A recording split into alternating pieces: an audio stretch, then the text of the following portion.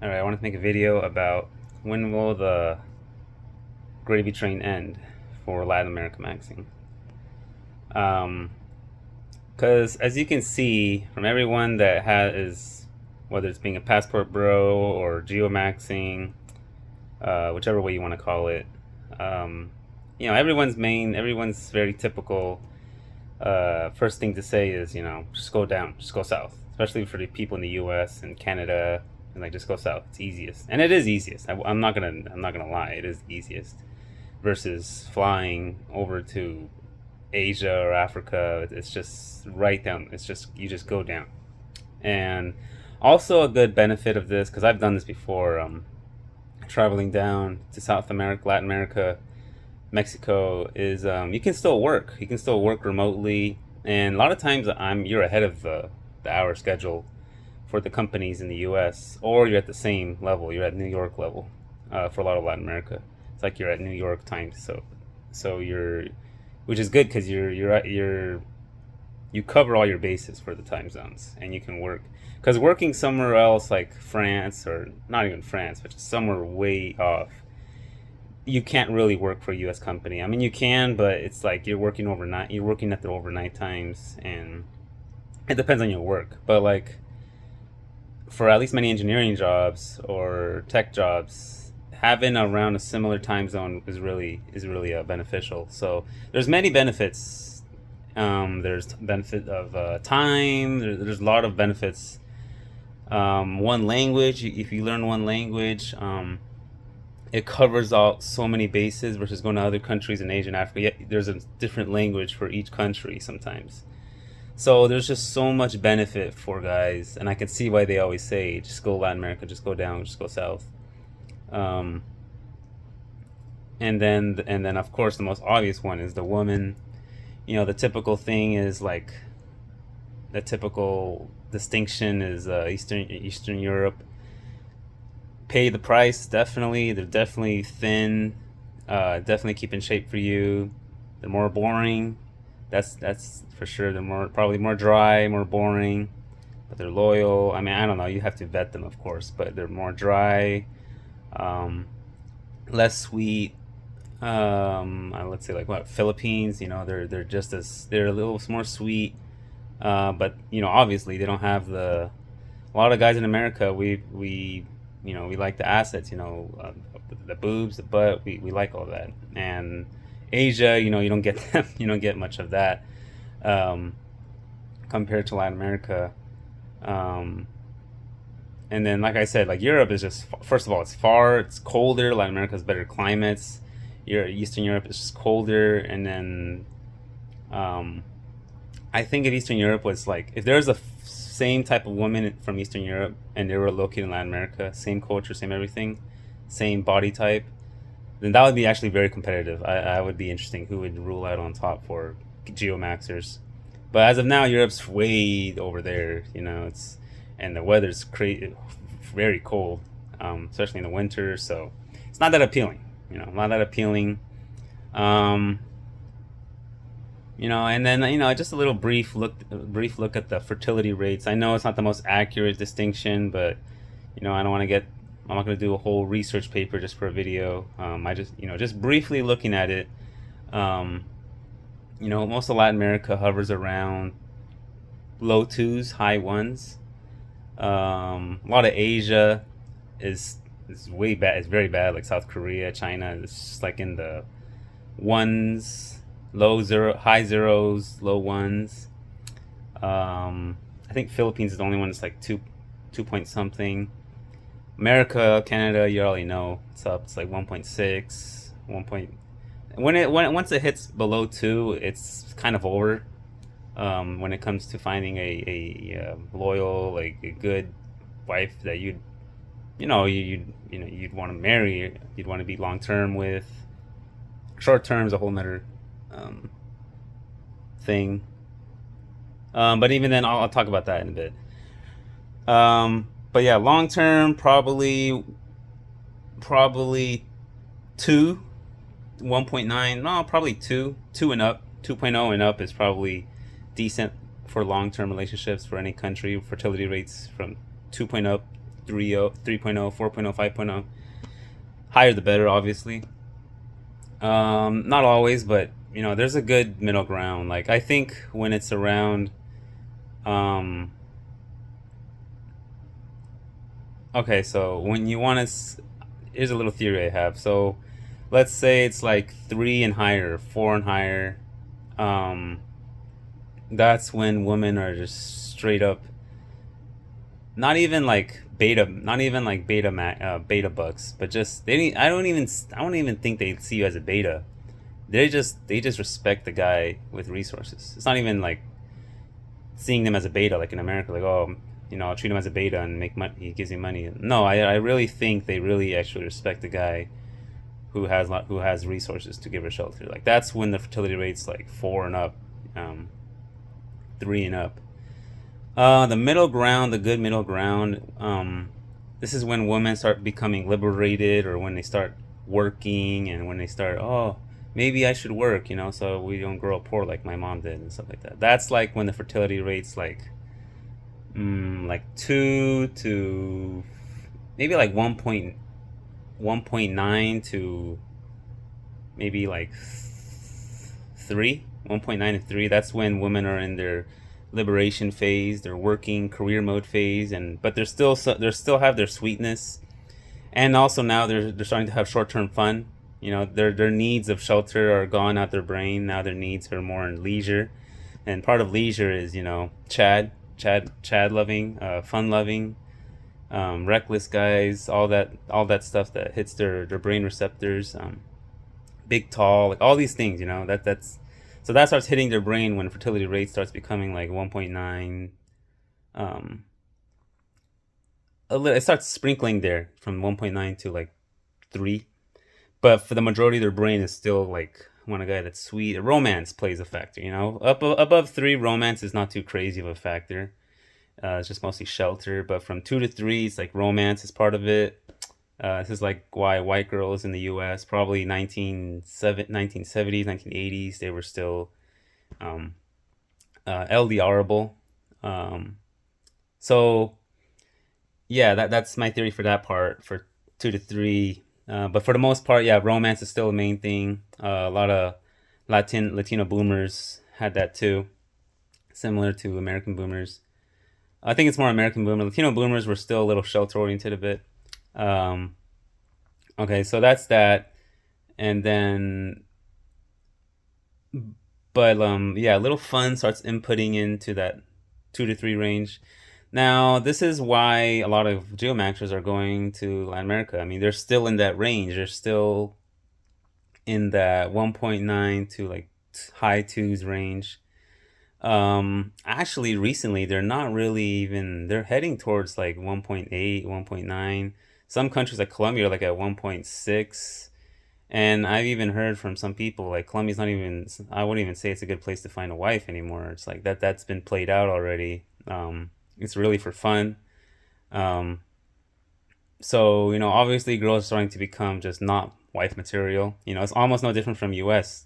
The only reason why you're getting played there is because you're exotic, you're taller than that, and you're massive compared to the random guy there, to the average guy there. But geomaxing in regards to LDR, like from the numbers that I see in Colombia, it doesn't look that great there unless you go to like a small city, very small cities, very small towns. Same thing with Mexico, Peru, Bolivia. I think Ecuador still are, their fertility rates are a little higher, like 2.4, 2.5. So LDRing there is still more viable. But it's gonna hit every country. I think it's gonna hit all those countries. I'm seeing as I go there, I see the development, and it's just like U.S. in the '80s, man. Like everything's blowing up, everything's going up, everything's redeveloping. Like there's crazy growth. If you looked in the past 20 years, I don't know if it was Pew or what released it. The Anglo nations, the first world, this growth's not been that great. But the in the past 20, 30 years, the third world countries, like the poor dirt countries, they've especially like some in Asia and Latin America have risen up a lot. And actually, Asia is beating Latin America. Yeah, it's making Latin America look bad. But the women there have also become westernized much quicker too. Maybe the women there, the gravy train for Asia, a lot of Asia was probably like the 90s, 80s, 2000s. Um, there's still a few pocket countries like Philippines and so, but for the most part, its train is done. Its gravy train is done. That's why all these white boomers had Asian wives. Um, the Vietnam refugee wives. What's it called? Yeah.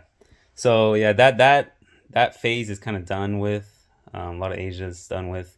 So now everyone's all geo-maxers for the most part are Latin America maxing. I mean, Europe is just it's just far and cold, but it's still a viable option. But America, it's yeah, it's most everyone's gonna be told to go to Latin America.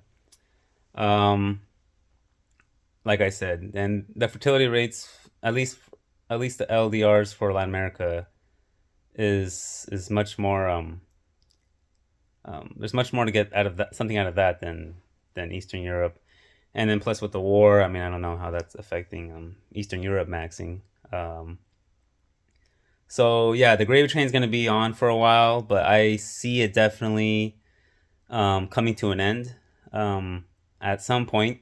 What year would it be? I mean, I don't, with the rate the curve is going, it looks like all countries will be, and also not even just the data, but just like going there, um, seeing family. I went to one of my friend's weddings. He had a geomaxed wedding over there in South America. So um, a lot of the Gen Alpha girls, a lot of the young Gen Z girls um, are Gen Z girls are they're becoming pretty masculine already at a young age. I can tell these girls don't care to act too femininely. To just the way they're acting is very bratty, masculine. It gives me American vibes. So I'm getting that westernized leisure vibes. I'm not getting that wife material, growing up to be a wife material vibes. And these are girls that I think they're like young, but no, they're already be like 19 and they're still acting like brats. 20, still kind of doing that. So it's gonna be bad for young Gen Z and Gen Alpha. That's probably gonna be like the millennials of America or the Gen X of America. Gen X of America were like the first brattiest generation, in my opinion. Um, that's where the girls started becoming brats. That's where PUA started in the 90s. So that's gonna happen to Gen Z girls in Latin America, the younger Gen Z girls. They're gonna be like the Gen X, the bratties. So yeah, it's gonna be over soon, but as for now, it's still going. I think it'll probably be done. Probably all the countries would have to be covered though. Bolivia, Peru, Ecuador, Venezuela. All of those will have to become under like 1.7. They'd have to be 1.7 fertility rates or so. So that I don't know. That'll go to like 2000 mid 2030s. I think there's probably 10 more years max though. 10 more years max. It could be less because when the curve goes down, it could slope down much quicker than you think. But yeah, maybe 5 years to 10 years max. But after that, it's a done deal because you already see the writing on the wall. It's going to be over soon for Latin America maxers. Latin America maxers. Africa is crazy good though right now. Like I said, after Latin America maxing, just because we're going off what people like, what people covet the most, right? And when it comes to passport maxing, geo maxing, white men were always at the forefront. It was never black guys. It was always white guys were the first ones to do that stuff. All right, they just didn't call it a movement. It's just they just did it automatically, and no one questions white guys when they do stuff. People question other races maybe, but they don't. It's like, you know, it's like that white god power. So that's everyone knows what I mean. So they'll go. They've been doing that, and they first went to Asia's. Obviously, the economy. They were the first one to blow out to westernize. Then it's Latin America. The next one will be Africa. Africa maxing will be a real thing. Plus, there's going to be a lot of African migrants coming. A lot of Definitely a lot of Latin American migrants, but that's a topic for another video. But Africa maxing will be next. But when will it start? Probably like 2030s, mid 2030s, I think. Um, it's gonna be much harder, you know. That's why I say enjoy the gravy train till it ends. It will end. But Africa maxing will be next. And right now, like they're popping like 5 babies, 3 to 5 babies in many of those countries in Africa. So yeah, it's definitely an option now, but to get that connection is really really hard. I got a connection like that like on this webcam app thing, but you know I wasn't willing to fly over there. But at one point, men will have to be willing to fly over to Africa, or at least bring them over and pay them over here and marry them. So this video is more in particular to um, LDRs, geomaxing. But even for fun, for short-term fun, girls will start becoming too hard for short-term fun once women start entering the 1.7 and below range for fertility rates. Colombia's at 1.66, so it's on the verge, and I've heard from many guys that Colombia's done. But I don't think it's done. It'll probably have like some more years in it, 5 more years, But even then, it depends. It might be done for your average guy, but it might still be popping for Chad lights, Tyrone lights, just because of your exotic factor. But that's just my theory. Once it's like 1.7 and then below, fertility rates, the even short-term fun for average guys, it's a done deal. It's mostly just Chad only for short-term fun. So that's why I'm saying like all these countries you're gonna have short-term fun. One point South Korea, Sweden, but obviously if you're Giga Chad, and all that. So yeah, those are my theory. I'm connecting the rates to short-term fun, long-term marriage, and the middle ground, the romance, LDR ground. So yeah.